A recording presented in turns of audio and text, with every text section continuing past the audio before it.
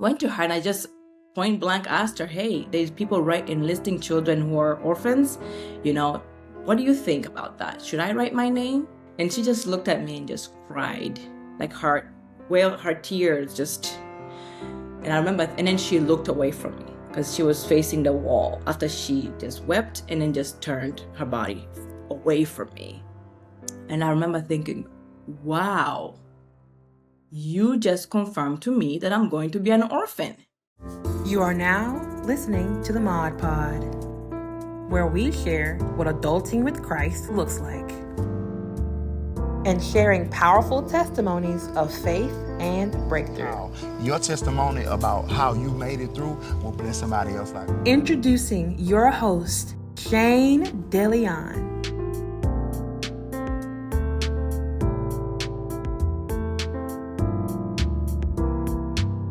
What's going on, guys? My name is Shane, and welcome back to the Mind of DeLeon podcast. Guys, I have a special guest for you today. She is the CEO of a company called Children of Grace, and today she's going to share her testimony.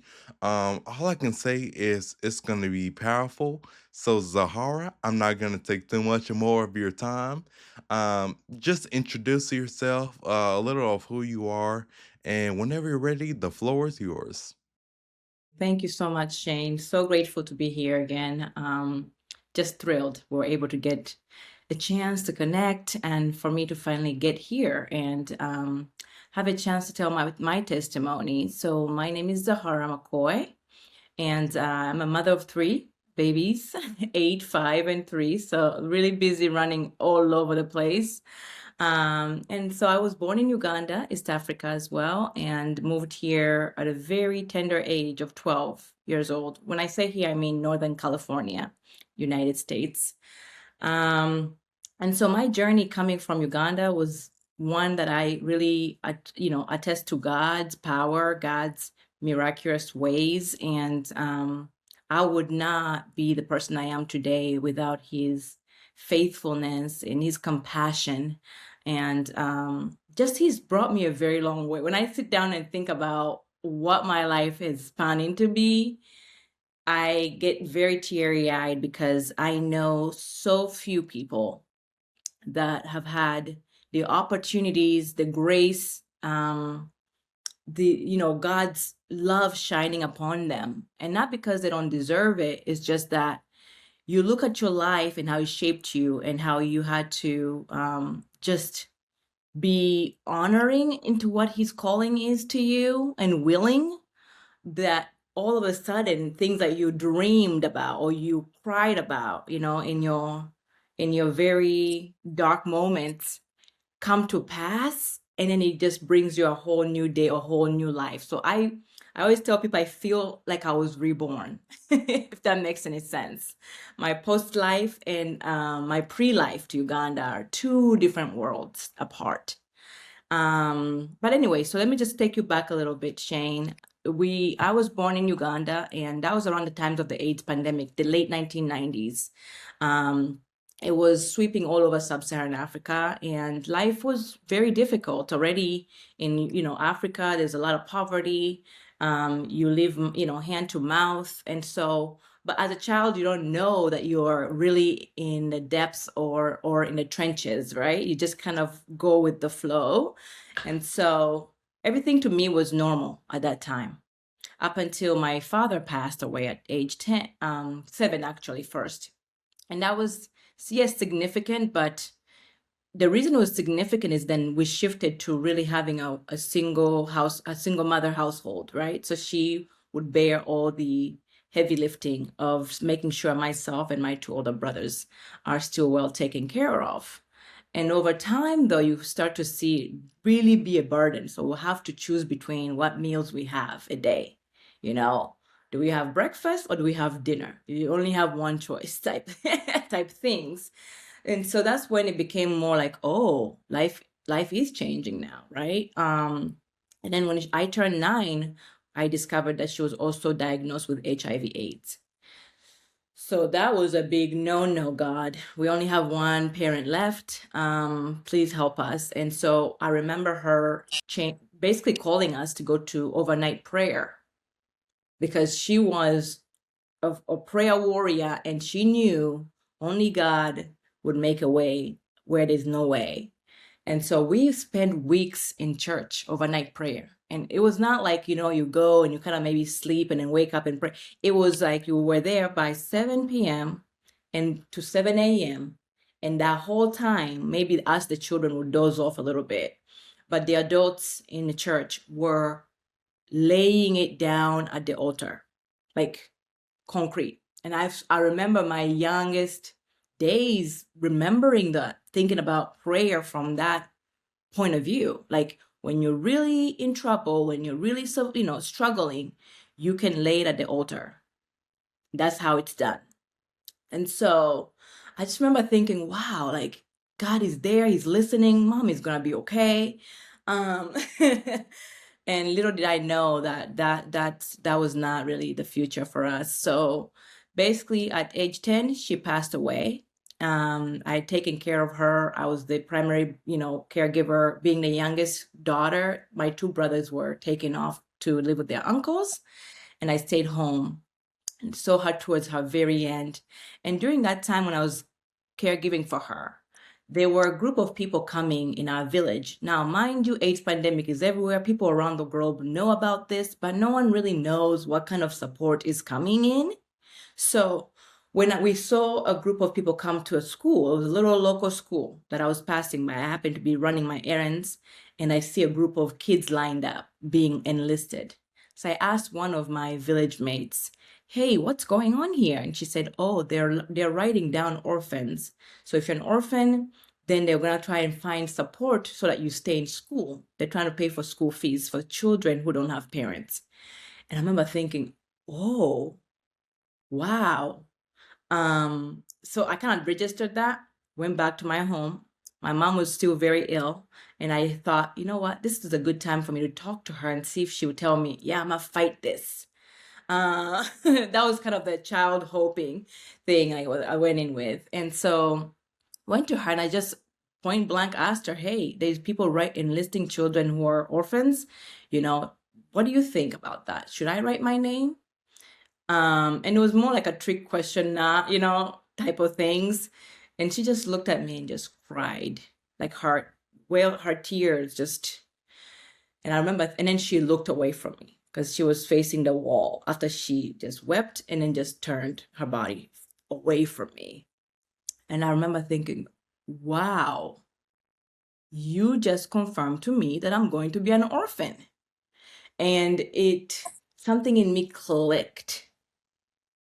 Like it was survival mode now, right? So the next day I went back to that same school and I said, get me to the list. I wasn't here yesterday, but I'm here today. I need to be on that list. And they said that list is full. No one, they already took it, the people that came with it. So it's done. And I remember thinking, no, this can't be it for me. She said she's gonna be gone. Like there's not even a maybe now we're still praying or maybe we're still holding our hope. She just she looked at my eyes and just cried, which is the last thing, a parent should do, but that's her way of confirming for me. So I walked. I asked the people where they came from. I walked 16 miles to where this location was. I end up there in the dark and I asked them to put my name on the list. And the lady there said, you know what? It's over. We have too many kids. We can't, the list is closed. And I wept in front of this woman and I told her, I know you don't believe me, but if you could just come and see my mom, you would really see that I need to be on this list. And at that point, I don't know if you know much about HIV/AIDS, but when it's like cancer, it just eats you away. It takes somebody who's very healthy, strong, and it eats at not only your body, but your spirit and your soul. You're left literally looking like a skeleton. And so when I said, come and see my mom, I was not telling her to come and see someone who's just laying there with dignity. No, people would hide away in their homes when they have this illness because they were ashamed for loved ones or people to see them like this you know. But I didn't even care about any of that. I was just, I need to survive. And so come and see her for yourself. So when we went home, the lady there, then when I had a chance to go meet my mom, she saw that she was really on her last straw. She looked at me. She didn't say anything else. She just said, I understand now. We'll be in touch. That ended about, I want to say 6 weeks later, my mother passed. When she passed, we went to the funeral. My brothers and I were then separated to different people. At the funeral, they would tell you, now you're an orphan. Who's up for grabs? Who's going to take you? So they start with the relatives who've come to bury you. And so my uncles who had been living with my brothers very naturally said they'll come back with us.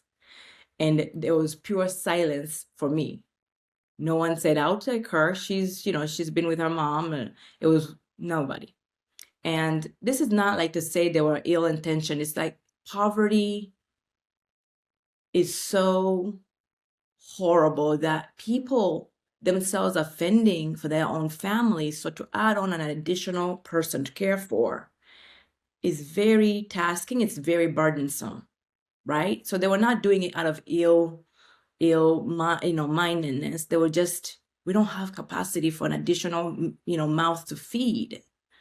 So no one really picked me up in that way. And I just remember there was this unspoken agreement between me and my mom's sister, who also had 6 children of her own, but I knew where her home was, and I knew she had nothing. So unspokenly, I just followed her to her home. And she kind of laid down the terms. You're here to work. You're here to help me with your cousins. And as far as school goes, that's it. You're done. That's not even a dream. Right now, it's survival, right? So education was no longer a priority. I was not even to speak of it. So that's kind of adjusted into that world. And we would share.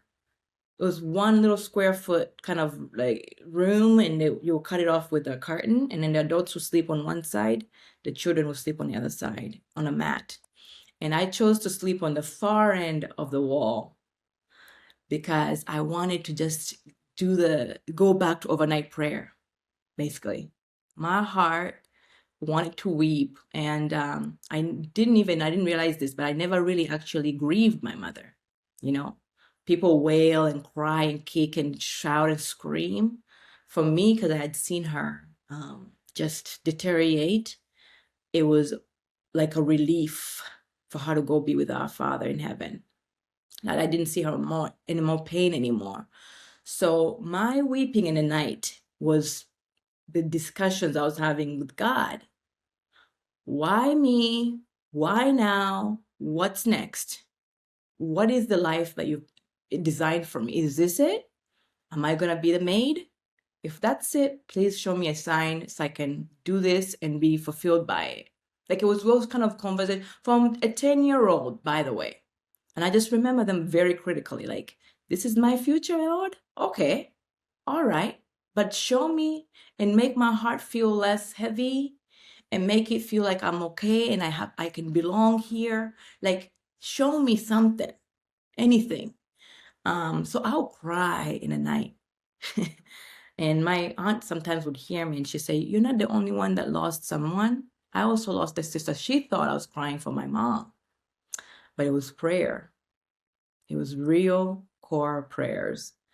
And so 6 months passed. I was in the grain of just doing the same thing. I started hearing them discussing, as soon as I turned 13, I'll get married off. And the dowry was discussed accordingly to that age group. And I remember thinking, I need to come up with a plan. Run away. Because even though this is like a very common thing in my culture, especially for young girls,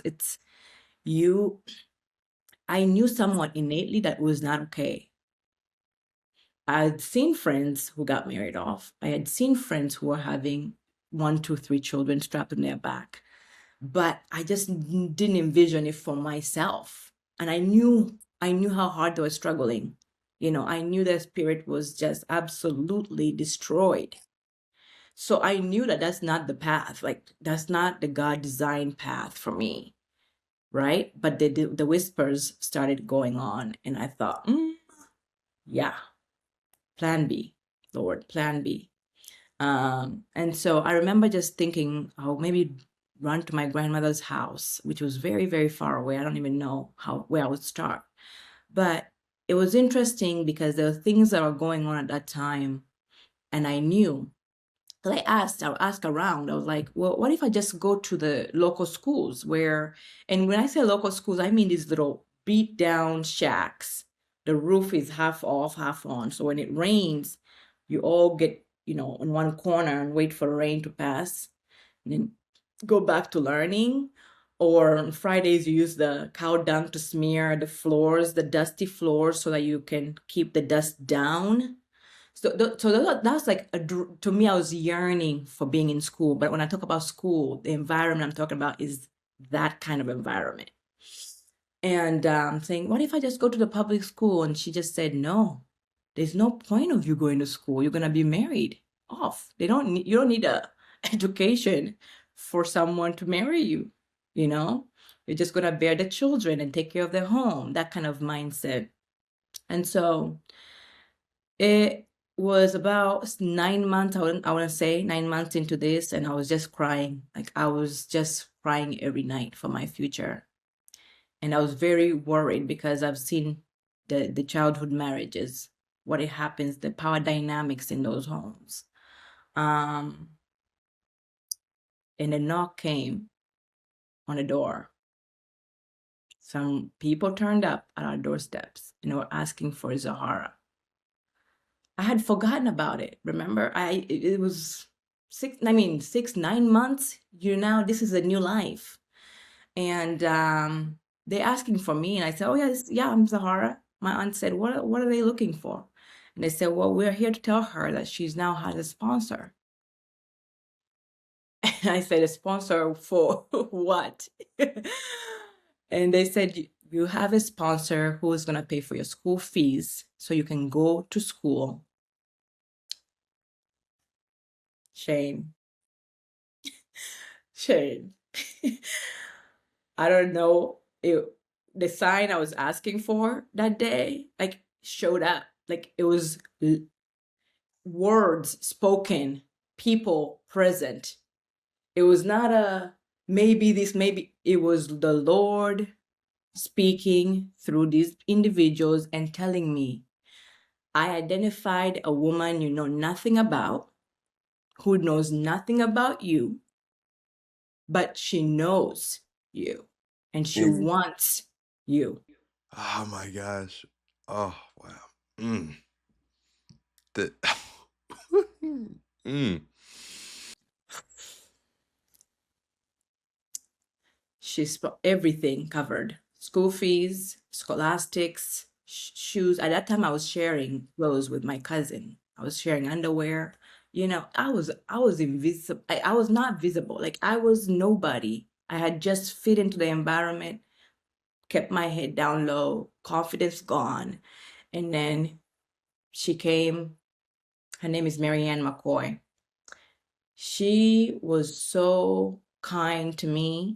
She really is the reason I have been able to know God the way I know him, not as just a creator, but a father, someone who really truly cares about the prayers of a child, an obsolete child in the middle of nowhere. The world had given up on. They had written me off. The world had absolutely written me off. And he used an individual, and it was not. I'm not gonna say that she was not special. To me, she's special because she was a willing heart, and she obeyed a calling. Right? God placed something on her heart. She listened. She took action. She chose me. But in reality, he chose me. And so I went. Shane, the next day, I was up at dawn, made sure everybody was ready.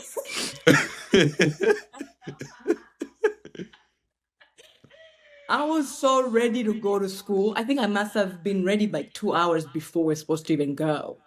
and make sure all of them are taken care of. There's no excuse for my aunt to say, you know what, I feel like you didn't really do this well. No, everything was crystal clean. That's right. I heard. Oh, that's powerful. Yes, done. Did you get it? Yeah, everything is good. Okay, go.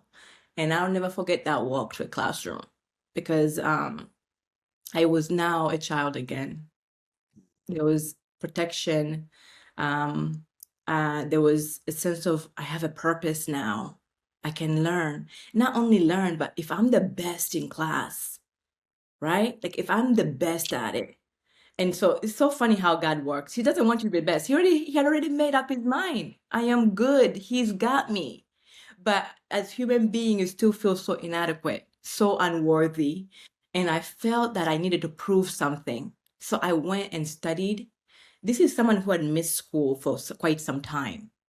And so the first term, I was probably like second in class. And I thought, no, no, no, no. The third time, I have to be number one. So I rushed it, right?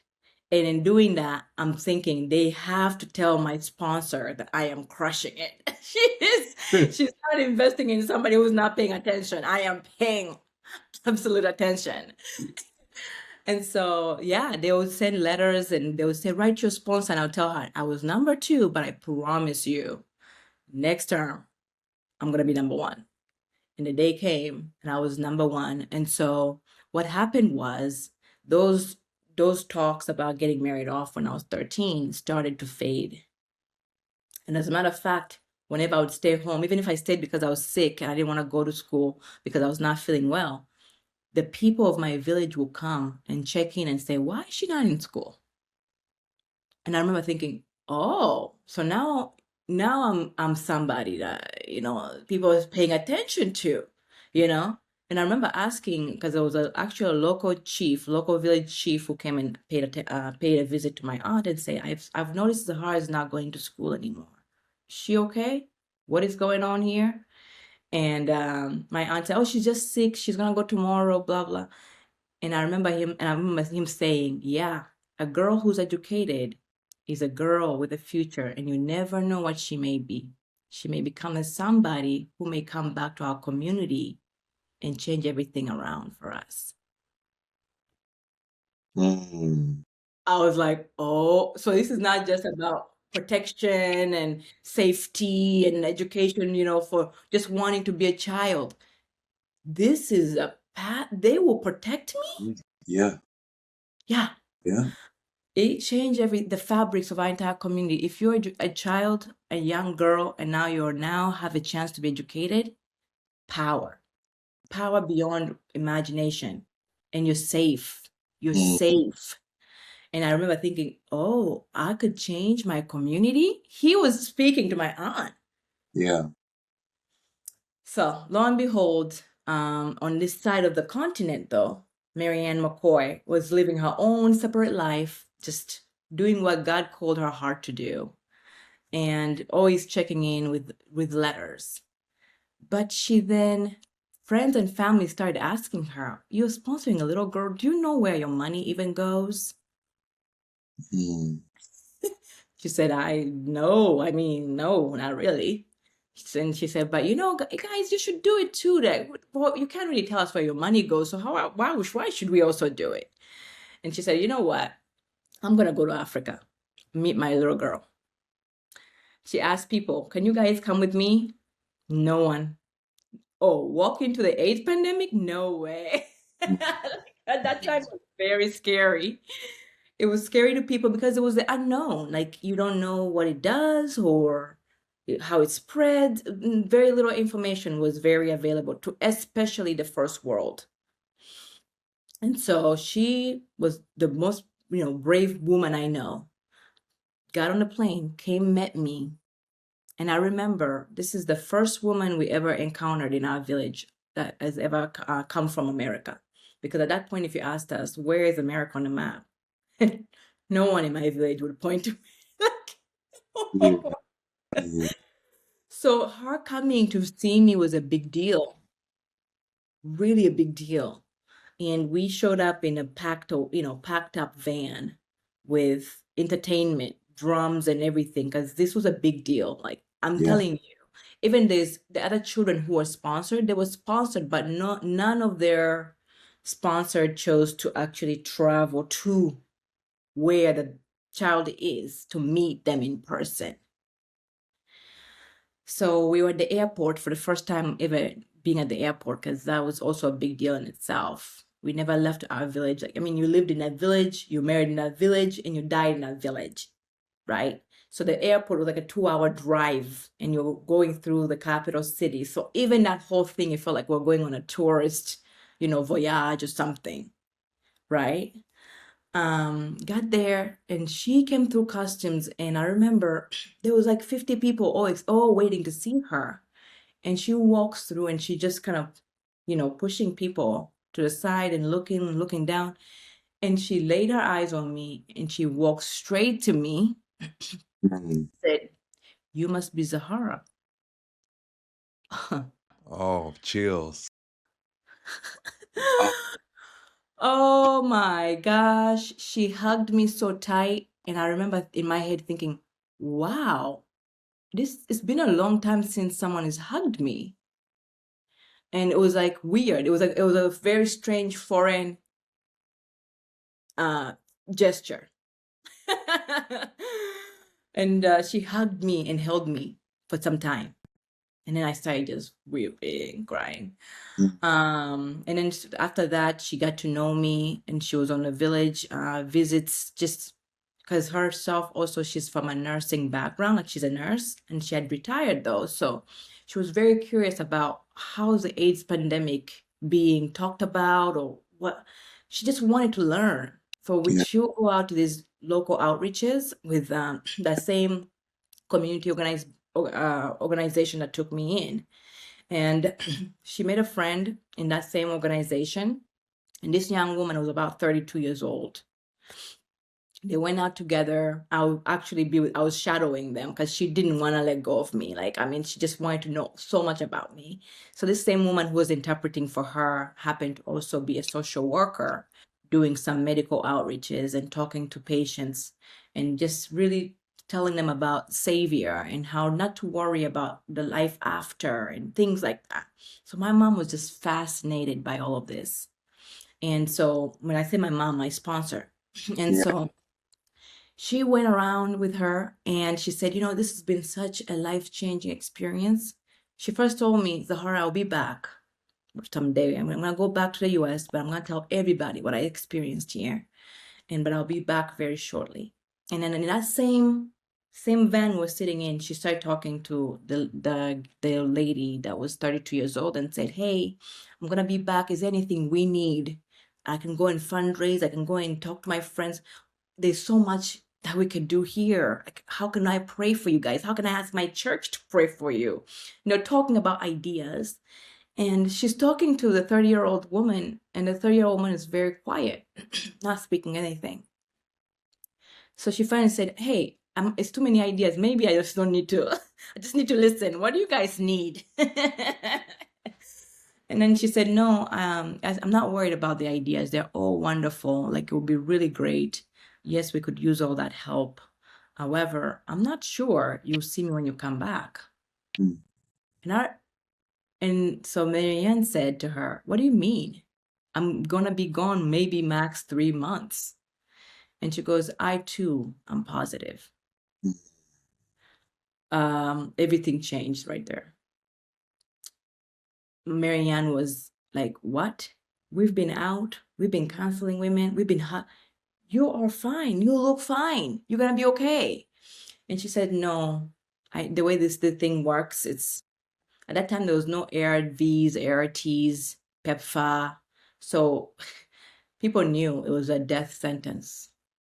And she said, "No, you're not gonna see me." So Marianne kind of gotten into that mindset of, "Don't worry, even if you're a Christian lady, we've been telling the women there's life after.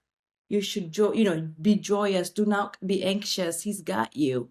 So you're Christian, she just emphasized you're a Christian lady, a beautiful believer. There's nothing to worry about. And the lady said, "No, it's not really about me. It's about my boys. Like, who's really going to look after them, who's going to love them, who's going to nurture them. And that's really, that discussion is a resounding voice that was all over sub-Saharan Africa at that time. People were dying off left, right. You go to a funeral, next day you're back in school. And your next door, you know, your next person sitting next to you, your friend, will tell you, yeah, I just buried my mom. Oh, how? It was just insane. But people did not know that the effects of HIV/AIDS in sub-Saharan Africa were magnificent. It was multitudes. And so she spoke the words that were the fear of every mother and every father in those communities. But Marianne looked at her and said, you know, don't worry. I'll help. I'll look after your boys. You know, I'm going to pray. I'm pretty sure you'll be okay, but I'm going to pray. And if anything does happen to you, I want you to rest assured I'll take care of them. So she flew back to California. 6 weeks later, she got a picture with a tombstone of the young lady, 32-year-old, named Grace. And she had passed. So Marianne, about 2 weeks later, she named the organization, that CBO, the community organization, she in honor of Grace, she named it the Children of Grace, with me being number one sponsored child under that organization. Yeah. So she came back to Uganda. She asked if I would like to go to US. I was performing so well. I said, let's go. That's all it is. Yeah. What do you mean do you want to go to the US? Of course, I had no idea what that word really meant. All I knew is anything was better than, you know, the village life I was in, where everything is in scarcity, you know, safety is not a guarantee. You know, you go out in the night, something happens. It was just survival life. And even then, yes, education was a safety net, but it was not a guarantee. We didn't have many examples where you see that someone went on and became something, right? Even those that went to school. So America was like someone saying, would you like to go to heaven? Yeah, I'd like to meet my creator. I love him. I'm so excited. So it was like a land of opportunity. Everything is like, we thought this, when you move to America, everything is good to go.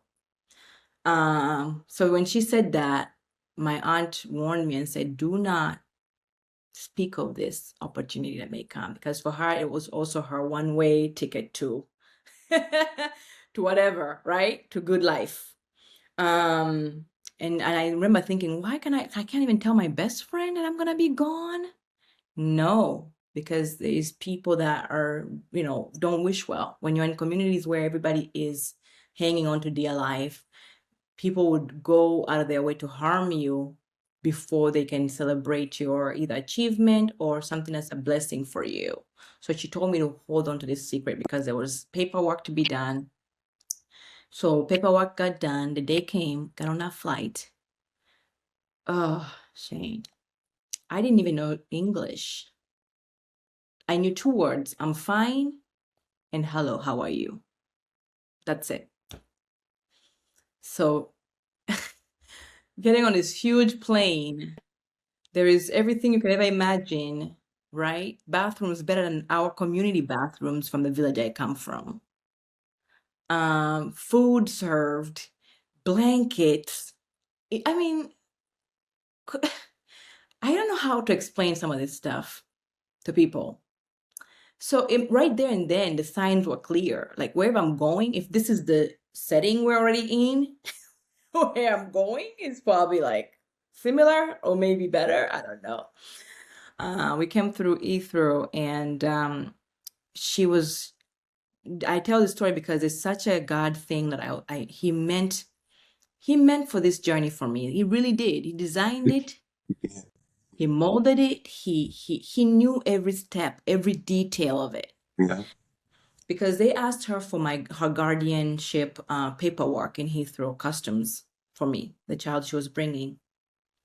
And she had everything. She worked so hard. She had it was a binder paper. It was huge. And she was going through it, trying to get that one piece of paper that was missing. And as she kept flipping through, it became clear to my mind that she probably doesn't have it, because she went back to the beginning and flipped again a couple times. And then the lady in the customs window said, "You know what? Just go." We both looked at each other like,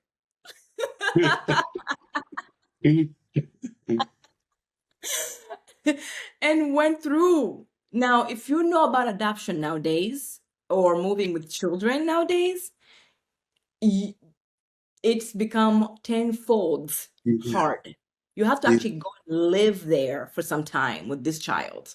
Like, I think 3 years, as far as Uganda is concerned. So this was a thing of God's, again, signpost. Go on, Zahara, taking you here for this particular reason. And he knew exactly what the reason was. I had no idea at that time.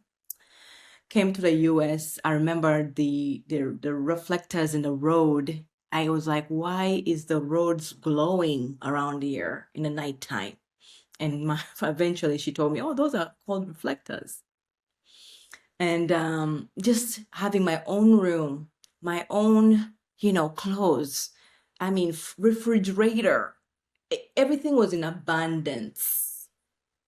Abundance beyond anything I can ever imagine. It felt overwhelming for me. Some days I even wish I could just go back to, you only have one piece of clothes to pick from. Wear that, Two, you have your own closet, backpack. The books are ready for school. I mean, it's bizarre to talk about. It sounds bizarre, but from a mind of when you're sharing everything to underwear, to be given everything. There's a psychological thing that just goes on there of, I know, God, I'm special, but really, how special am I? How special am I? And so that kicked in for me right when I got here, because even the shower, like her hairdresser one time asked me, "You've been here for some time. What's your favorite thing about America now?" I said to her, "I love having my own shower." Ah, she said, "Why is that?" I said, "Well, back home where I come from, you have to go to the well. That's 1 kilometer away. Fetch that water, put it in a jug or the jerry cans, what they call them. Lift that thing from there, bring it, pour that water in a basin, find some sort of privacy someplace outside, and there's a technique to showering your, how, I mean, it's a process, right? And now that I'm in the teenage years, I was thinking more about not even where you shower from and is it safe? Is this all of these things? So I was like, me having my own shower, I don't even have to think about it. It's crazy. Like, I could just live in the shower. I could just go and live in there. Like, that's a blessing beyond what I can ever imagine in my life. And I said to her, even if it's cold, I don't even mind. It's very cold, but I love it. And she said, "What do you mean it's cold?" And she looked at my mom at that time and said, "Have you not shown her how to turn the knob to warm?"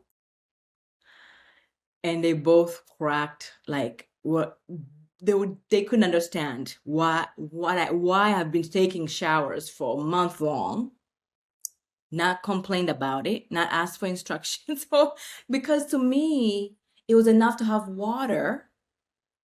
It didn't occur to me that the water has different temperatures. Wow, just grateful. Just grateful. So it was so every single detail I had to relearn. Like, there are things about the American culture people grew up in, and I had to go back to that. And just, it was a brand new life that was filled with every materialistic thing you can ever imagine. But spiritually, then I started struggling. Church was not what church was for me in Uganda anymore. We started going to church a little bit, and people would just not praise and worship the way your spirit would just move. Like in Uganda, like somebody had to just bring you down and just say, yes, hallelujah. He's hearing you from the heavens. But here you go to church, it felt very stale, like it felt very removed, aloof.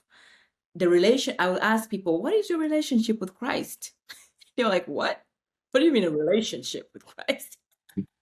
Yeah.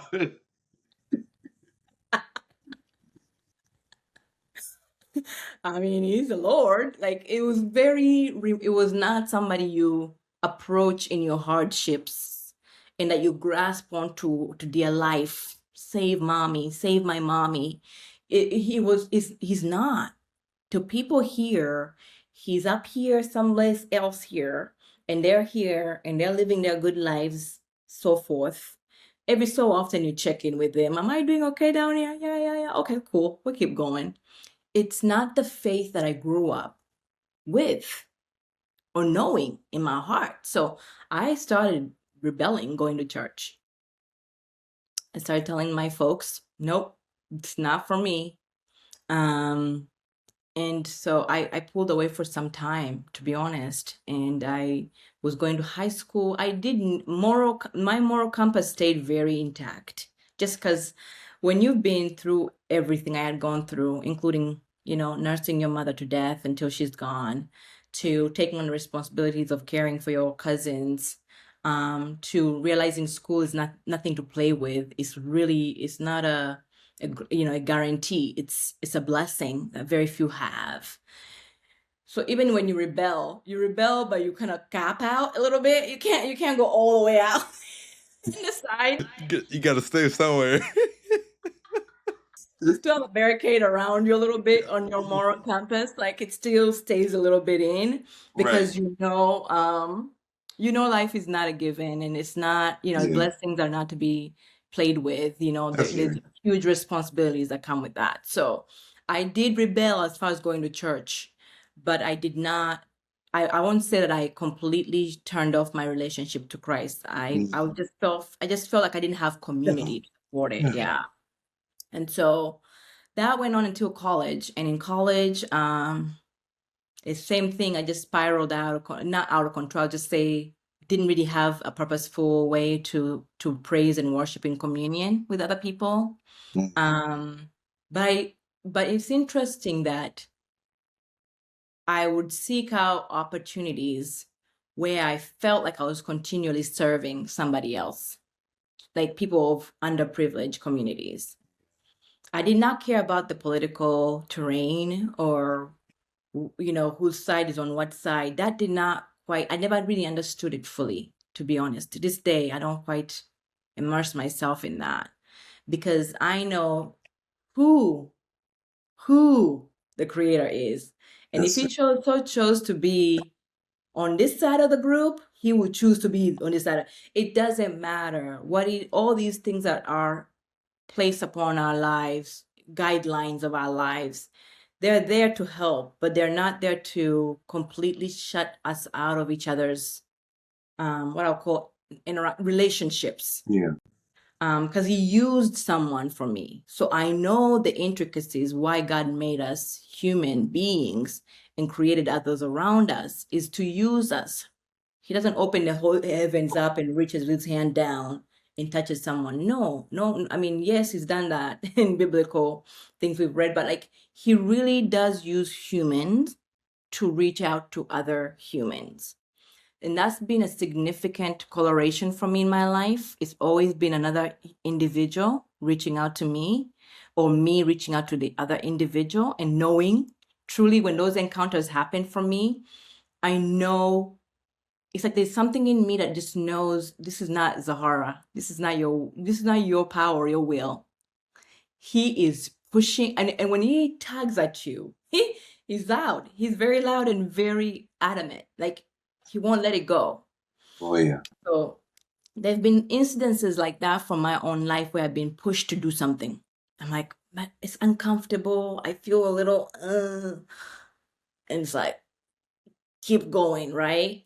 I've heard it, and because it's been done to me when I was a child, it's so clear. Yeah. They call those convictions. My convictions are not like questions of, are you talking to me, God? Is that you? Are you? When I have convictions, they are 100% conviction. You know. I know. Yes. With every grain in my, I know. And so I've had instances like that. And so my one was my first trip back to Uganda.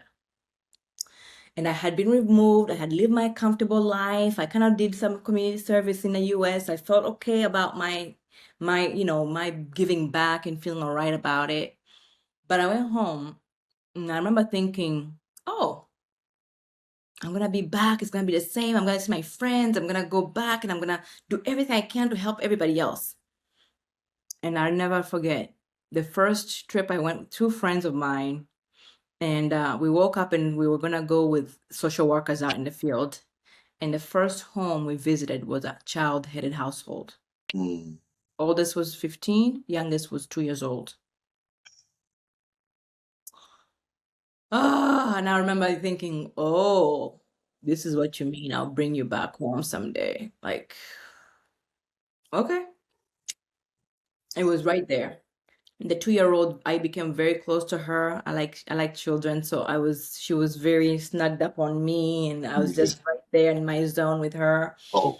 And yeah, and then she held me, and then she just in Uganda, kids, in most third world country, kids are not children. They grow up so fast. They do things, they labor, they clean their house, they know what little bodies do so much. So she was already walking. And so she drags me and she pulls my hand, and so we go around the house.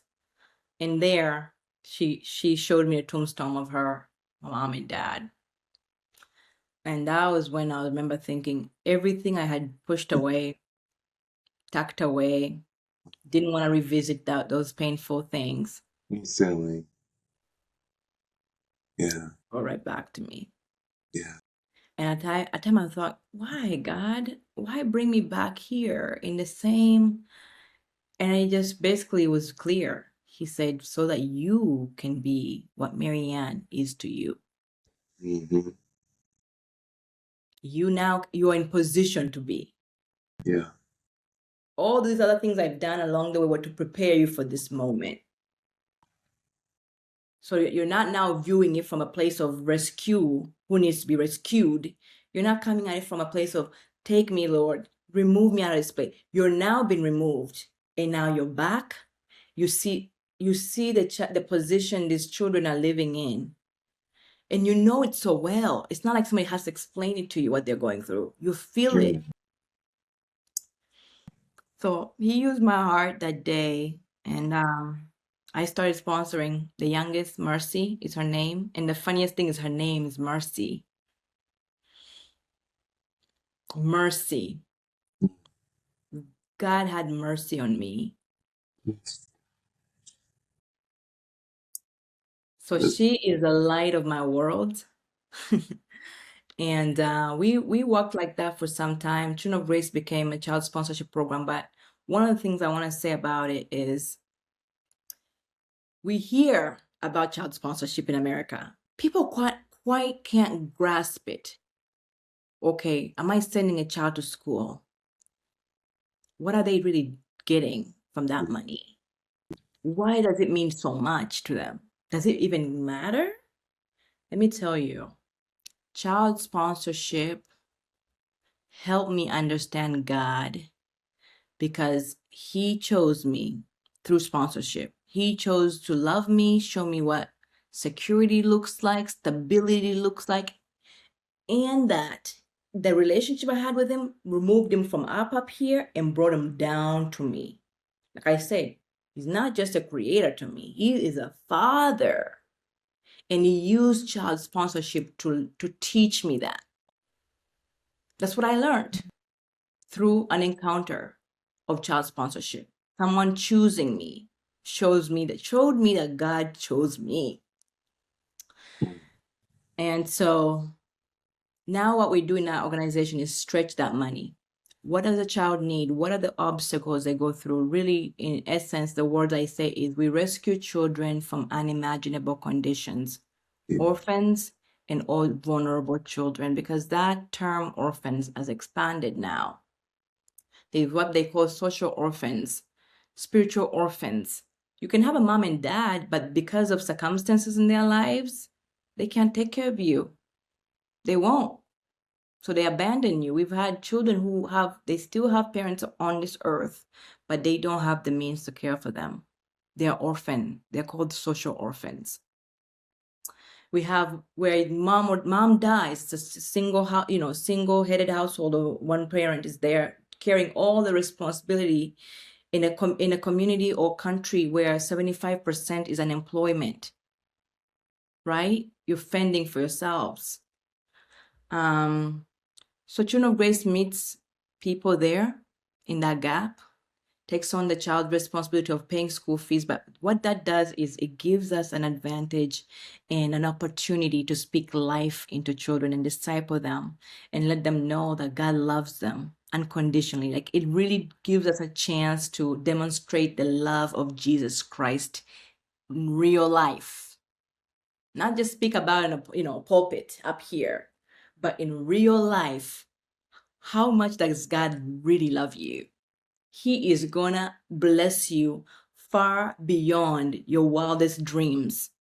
All right? That's truly what Child of Grace does. Like, and as far as and right now, I've been blessed to take on the leadership. So I speak from a place of a child who's been there.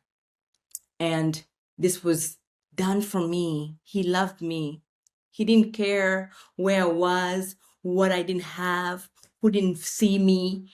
He said, I know you. Yeah. And because I know you, I love you. And I'm going to make sure you know that I love you. And he made it okay for me. He made it okay. He didn't make it okay. He made it great, excellent. So that's what we do for children. We put them in school. We assign them to an adult social worker who is well versed in childhood trauma, and give them career guidance. Girls Can. All these are all biblically integrated programs to help bring the children closer to the Lord, because once you know your identity in Him, doesn't matter what the world does. Doesn't. And even when you go through fire, you know who to go to during that time of fire. You're never alone. One thing I will tell you, I've gone through ups and downs. I've seen my mom completely become a skeleton right before my eyes. We've buried her, didn't grieve her. I cried in the night. I never once felt alone. I never can ever testify and say, oh, you know what? I was angry. I was sad. I was heartbroken. Yeah, maybe I did my version of grieving. That wasn't about, kicking and screaming. All those times, though, there was the Lord right here Yeah. next to me. Yeah. And I did not have a limited capacity to Him. There was no limited capacity. There was no limited, like, oh, you know what? I have to go wash myself and kneel down and make sure everything is so organized and ready to go and then speak to you. No. It was wherever I was. Yeah. Wherever I was, and I did not feel okay. I said, this is not, they were raw. They were raw prayers. They were like not beautiful at all. Yeah. I scolded the Lord. I did. I scolded Him. Told him it was not okay. This is not fair. And He came through. He really did. And all along he was probably just smiling and saying, you don't even know. You don't even know what I have in store for you, child. You know what's so amazing is like, and I tell my wife this a lot, but God, that's the prayers that He really wants to hear. The prayers where we feel hopeless in the moment and things feel bleak and we don't see a way out, but God sees it the whole time and He just wants to hear our voice so He can give us the blessing so he can proceed, you know? And I just think that's just powerful. It is. It is. I'm a living, breathing example of God's mercy, Yeah, God's you grace, are. and only not, don't leave it at that. I am telling people wherever you are, He's gonna use you. That's right. So be ready. Just stay ready. There you go. Yes. Just stay ready, have a willing heart. And you know what? Let me speak about the other side of things. So I was on the receiving end of being rescued. Now I'm in a position where I'm rescuing other children. I love it.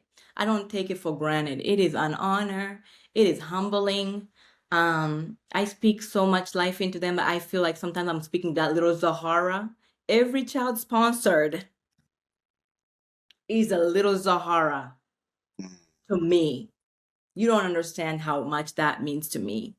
And so when I do that, you sometimes forget that even the people who are blessing, the amount of transformation that is occurring in their own lives. Psh. So I've now seen that. I'm a bridge to two different worlds, as what I call myself. I've been on the receiving end, and I've also been part of now where I've seen people who are generous. I'm now living amongst the generous people, and I'm able to see their heart, their truest form of heart. And I'm telling you, when I hear their own testimony of how God has opened up their world from, material abundance, and where you feel you have everything, but something inside of you is just not feeling okay. Why do you think that is? The spiritual. You're not using it to fully praise, thank God for how much He's blessed you, and that's what's missing here most of the time. And so I've heard where my folks, the churches that's backed us, the people that are now sponsors, speak their own testimonies about what it means to be a sponsor and how that has expanded their entire whole world. Because it's hard to see it both ways, right? You can only know when you need help, but you can never know what it feels like to be the extended hand that helps. And I'm telling you, the extended hand that helps. Yeah. Boy, if people knew, if people knew how much of a blessing they are, even with nothing, you're still a Oh, blessing to somebody. yeah. Even with nothing. So I just want to say, I want to encourage people, Shane. I know you're saying your wife, and you just think about that piece too. I forget oftentimes. When I tell my testimony, I speak so heavily into the helping side of things, like where I was in the gutter, the depth of it, and I forget to speak on the other side of, we are in our own gutter on this side of the world too. There are things that we are fighting with that we don't know. Why did it make it? Why did God make it so? There's such a discrepancy, haves and have-nots. Why? He wants us to use us to reconcile the two. Mm. Oh, that's a word. We got to reconcile the two. That's what His entire heart is all about. Yeah.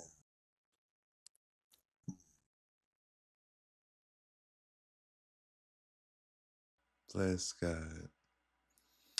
Oh my goodness.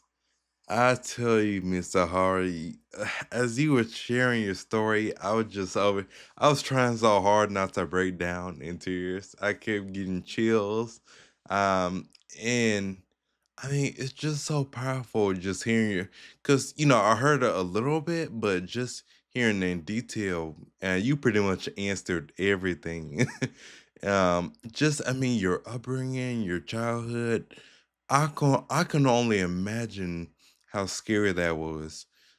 Just to see your mom like that, and just and not know where you were going to be, not know your next steps. Um, but it's so amazing that even at such a young age, you always made it a point to go back to God. And God saw you. It just proves that God sees all of us. I mean, even the unbelievers, you know, he has a way of reaching out to us. It can be through media, it can be through, our prayers. But he, like you said, he is gonna reach out to us, and it can be loud, or sometimes it can even be a still small voice. But he knows how to meet us there. And I just think that's so amazing. So I think the only thing I have to ask you now, I know you're also a mother as well and a wife. Um, how has it been adjusting to family life, and just how was that when you saw what marriage really is compared to what you knew? Yeah, my journey with, again, it's interesting. Again, he designed my whole life. Nothing I've done that's me. Everything is kind of just what I would say is falling into your lap, and you feel a little bit unequipped, unprepared, but then he shows you exactly what you need to do. So with my own family, it's been such a blessing that the my husband, actually met him here in Mm. California, and you have this jaded mindset of the culture you come from because of what you saw and experienced, that you don't need, I didn't even have an image in my head of what my husband would be. And again, all I knew was I knew the culture, and there was pieces of things that I love about our culture in Uganda, but I also had a chance to taste the good life in America, is what I'm gonna say. And to reconcile the two was kind of what my heart was seeking. And those were the prayers of like reconciling those two worlds to come together, because I never saw myself as either or. I'm kind of in the middle. I see both worlds and appreciate them both so much. But I also see so much brokenness in each, in their own respective capacities. So when I was going in and growing up, I didn't even date much. My life wasn't about all of that at all. People always thought I had a very old soul, wisdom, focused on the important things of the world. And I didn't mess around to figure out relational, what that means. But I did meet my husband at a convention in San Francisco, and I did not know this is the person that God had, again, designed for me, knew I needed. I remember going to a convention that's a bunch of Ugandans meeting in San Francisco. And there he was through a mutual friend. He said hello, moved on. And it was, and then a question came about where he asked a question. He said, "You've been out of Uganda for some time. How do you still speak the language?" And at that time, I'd started forgetting our language because I hadn't been going back so much. And he kind of jokingly said, "You know what? If you need someone to practice with once in a while, you call me, and we'll talk in Luganda." I'm like, okay, that was the line. That was literally the line. You say no more. Say no more. I might not. And the Yeah. truth is, I didn't. So he called and said, "I don't know. If you don't practice, it's gonna be completely gone." He knew what he was doing. And in that conversation, we started speaking. I realized how much I had lost. Yeah. And it was very big. I mean, it was about the day of the routine of the day. And I just remember thinking, wow, I really am forgetting. And that was a big deal to me. I was very upset to myself that I was starting to forget our language. And I cried after that call, thinking a piece of me is getting lost here now. And I remember thinking deliberately, okay, I need to bring it back. But the truth is this: what I later found out is that once we got to know each other, got married, and so forth, I look back and I remember thinking to myself, there is what they call intermarriages, and there is what they call like where you're married to the same culture, Mm. in the same culture. So things are much more just like the same religion. If you're married together in the same religion, things make, I don't say, it's not gonna say marriage is hard. It still is hard regardless, because we're broken people coming together in a beautiful union. And with that said, though, if you're from two different cultures, man, that's another layer. Two different, religion, another layer that you gotta walk through and really, really be willing to understand what that really means in our relationship. So for me, I very gently recall telling my husband, I think God knew how much far away from home I was, that he needed the person I partner with to be someone whom I do not have to explain myself to regarding cultural nuances. But I wasn't looking for Ugandan. I wasn't looking for a particular nation type person. No. But now that we're adults who have children, are growing into our communications, little nuances, I'm like, there's things I know for certain that I would have had to put a lot of work and prayer in had I gone a whole different route, truly. So there are things he puts in place that really, really anchors you. Like he really anchored me in my marriage by helping me find someone whom culturally I'll tell. We speak with our eyes. I'll just look at you and you will know exactly what I'm saying because it's a language that we grew up with, right? And we understand that. My kids, though, are completely immersed in the American culture. Immersed. And I remember thinking to myself, if there's that one thing that I can do for them, it's not so much about the culture of the nations, it's about the culture of God. Yeah. Yeah, that's what's true, important to me when it comes to them. So their education, like I remember what my mom imparted on me with the overnight prayers. And if they don't really have those here in America, but I know there's ways you can immerse your child so that when he parts away from the Lord, he will come back.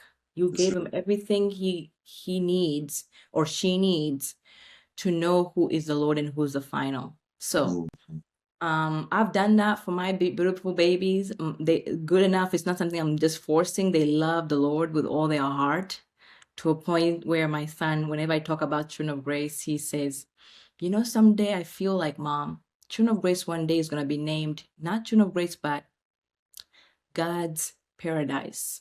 Wow. Oh, wow. I was like, Oh my goodness. oh, I was like, can you elaborate on Prophecy. God? Right? Yeah. Right? And he did. He had the whole image. He painted a whole picture, revelations. And everything comes anew. And children don't have to hurt and suffer. The innocent lives are not put out in the world to fend for themselves. And we know exactly who we are in him. And we Yeah. know exactly who we are with him, with each other. So that is the relationship and that's again, with children, it's all about prayer. You pray them up. Everything else would be, what it is, but pray them up. Make sure you hand them over to the Lord and he'll take care of them. He really Yeah. would.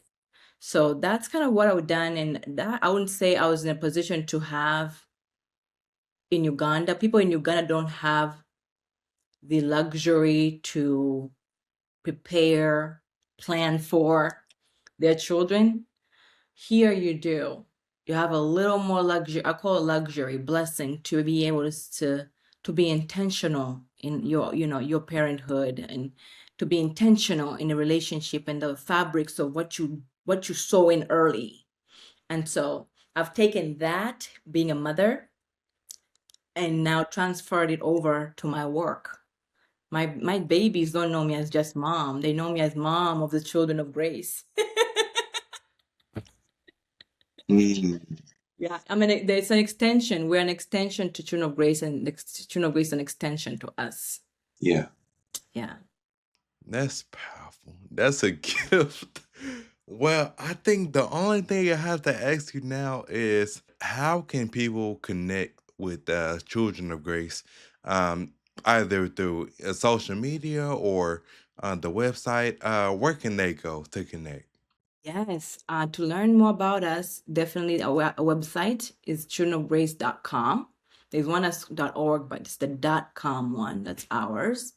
And I am on Instagram, Zahara McCoy, where I actually are able to give you snippets of my day-to-day work. You get to see incident reports about the kids and what we're doing to help them, rescue them from the instances they're in and things that are going on that are really heartbreaking.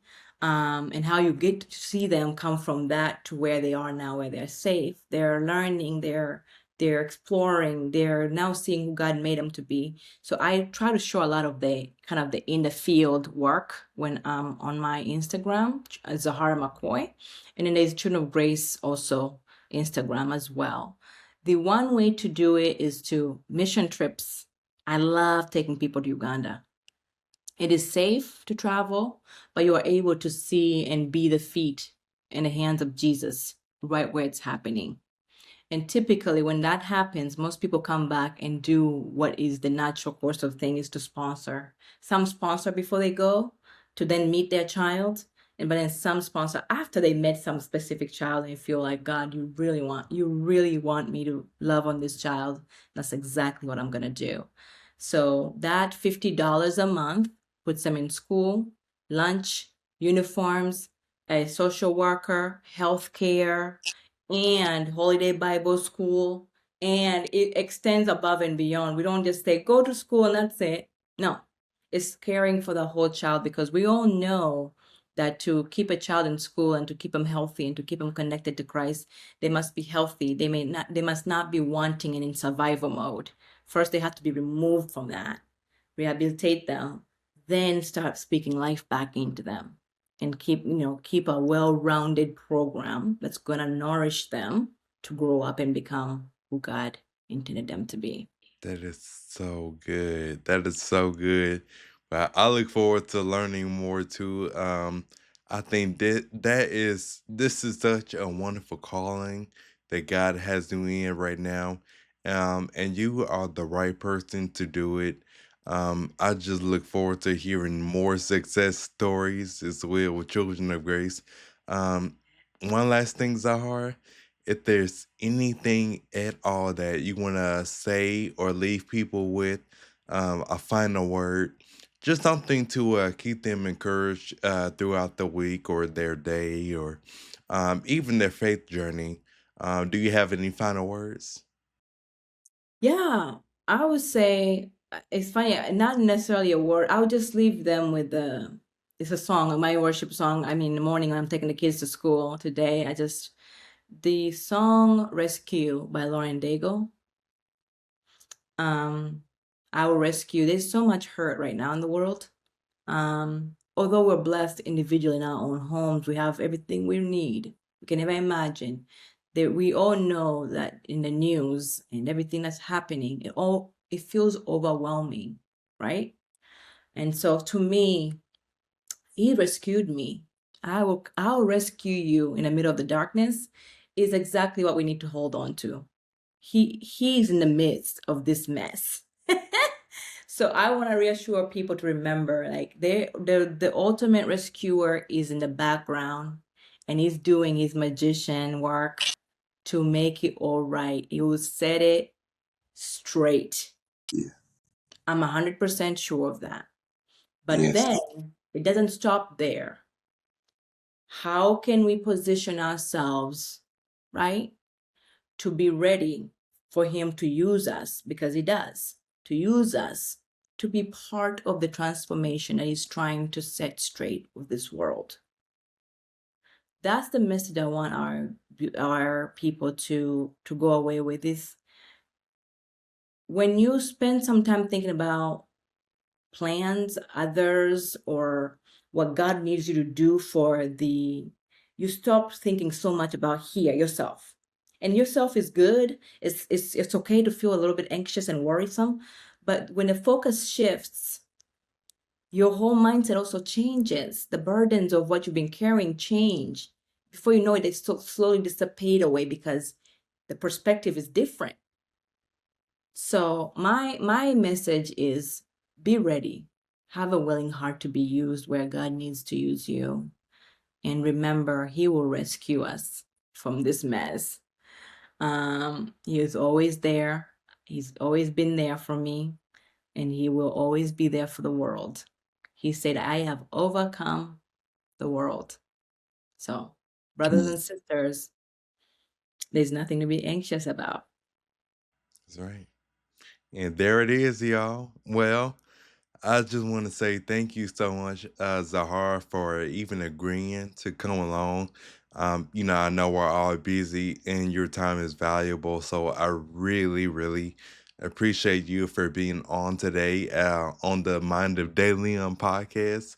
Guys, if you all were inspired by this story. I told you it was going to be a powerful testimony, but really just taking everything Zahara said and just really go back to God about what He wants from you, your purpose, because He loves you and He desires you as well. So I hope you guys have an amazing day today.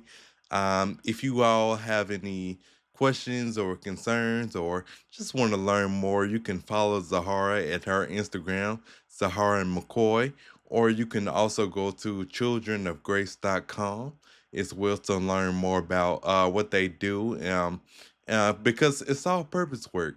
And you can also follow me at the Shane DeLeon. Once again, at the Shane DeLeon. I love you guys, and I hope you have a good day. I'll see you soon.